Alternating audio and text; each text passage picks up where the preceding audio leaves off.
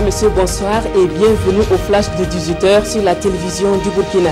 Les conseillers municipaux de l'UPC, l'Union pour le changement et le progrès renforcent leurs capacités pour une gestion plus efficace des communes.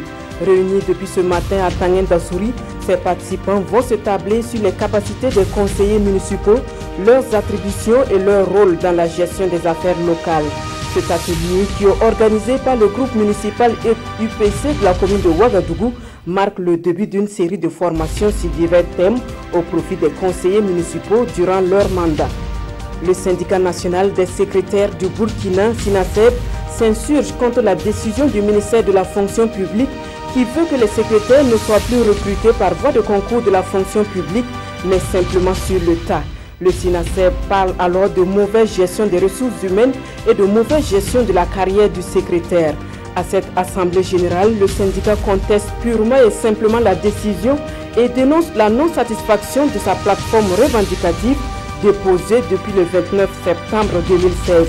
Le SINASEB invite le ministère de la fonction publique au dialogue afin de trouver les mesures appropriées à sa revendication. À ce point de presse, le cadre d'expression démocratique CED témoigne sa compassion et sa solidarité au peuple burkinabé suite aux événements douloureux que le pays a connus depuis la mi-août.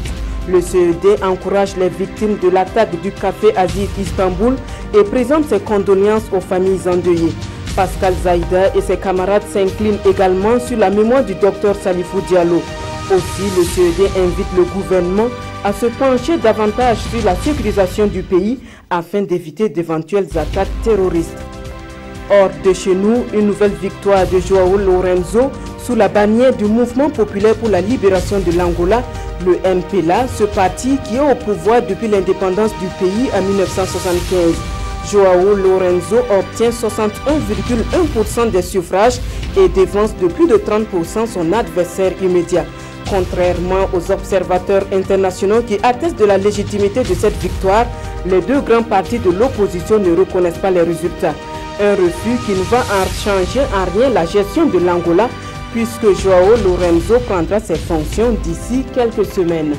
Voilà qui met fin à ce flash de 18h. Merci à vous qui l'avez suivi.